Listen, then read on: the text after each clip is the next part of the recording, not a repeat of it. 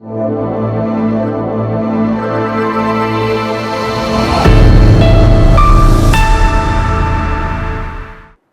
ఏమంటున్నారంటే, బాలయ్య చేసిన వ్యాఖ్యలకి జగన్‌కి క్షమాపణ చెప్పాలి, క్షమాపణ చెప్పక్కర్లేదు. ఏమనుకుంటున్నారు? ఆంధ్రప్రదేశ్ ప్రజలు ఏమనుకుంటున్నారో తెలియాలి. చాలా పెద్ద ఇంపార్టెంట్ టాపిక్ ఇది. మిస్ అవ్వకుండా కామెంట్ చేయండి.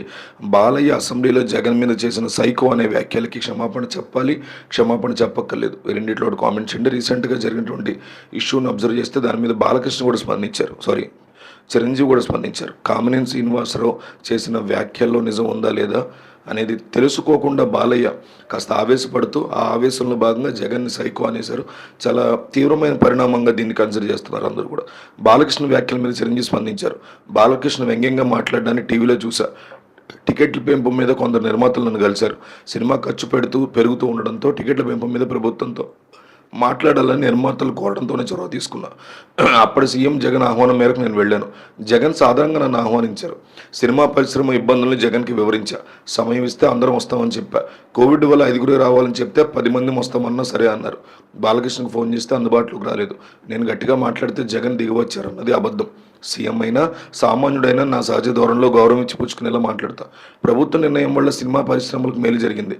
నా చొరవ వల్లే టికెట్ రేట్లు పెరిగాయి. అందుకు అక్కడ ఉన్న వారంతా సాక్షులే. నా వాల్తేరు వీలయ్య, బాలకృష్ణ వీరసింహారెడ్డి టికెట్లు కూడా పెరిగాయని బాలకృష్ణ వ్యాఖ్యలకు కౌంటర్ ఇచ్చారు. నేను వెళ్ళా మాట్లాడా. మిగతా సినిమా రేట్లు పెరిగాయి, నా సినిమా రేట్లు కూడా పెరిగింది. సంక్రాంతి 2023లోనో 22లోనో వచ్చిన వాల్తేరు వీరయ్య సినిమా టికెట్ రేట్లు కూడా పెరిగింది, మాట ఒప్పుకుంటా. కానీ అదే టైంలో రిలీజ్ అయిన బాలకృష్ణ వీరసింహారెడ్డి సినిమా టికెట్ రేట్లు కూడా నేను వెళ్ళడం వల్ల పెరిగింది అని బాలకృష్ణకి చాలా స్ట్రాంగ్ కౌంటర్ ఇచ్చారు చిరంజీవి. ఆంధ్రప్రదేశ్ మాజీ ముఖ్యమంత్రి వైఎస్ జగన్ మీద టీడీపీ ఎమ్మెల్యే బాలకృష్ణ సంఖ్యల వ్యాఖ్యలు చేసిందని తెలిసిందే. ఏపీ అసెంబ్లీలో చర్చల సందర్భంగా ఆ సైకోగాడు అంటూ ఆయన కామెంట్లు చేశారు. గతంలో చిరంజీవి బృందాన్ని కలవడానికి జగన్ నిరాకరించారన్న కామినేని వ్యాఖ్యల మీద అభ్యంతరం చెప్పిన బాలకృష్ణ జగన్ మీద తీవ్ర వ్యాఖ్యలు చేశారు.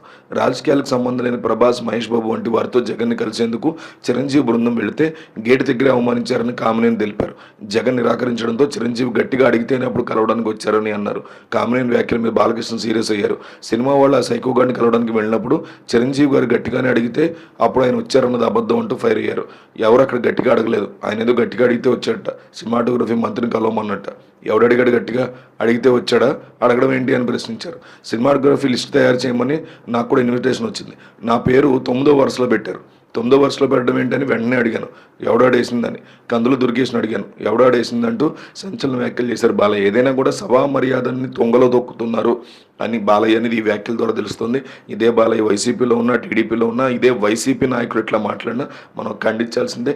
గతంలో నారా భువనేశ్వర్ మీద అసెంబ్లీలో చేసినటువంటి వ్యాఖ్యలు మనం ఖండించాం. అట్లాగే బాలయ్య వ్యాఖ్యలు కూడా మనం ఖచ్చితంగా ఖండించాలి. సభా మర్యాదను కాపాడి ప్రజల యొక్క కష్టాల గురించి వీళ్ళు మాట్లాడుకోవాలి తప్ప ఈ సోది కాదనేది నా పర్సనల్ ఒపీనియన్.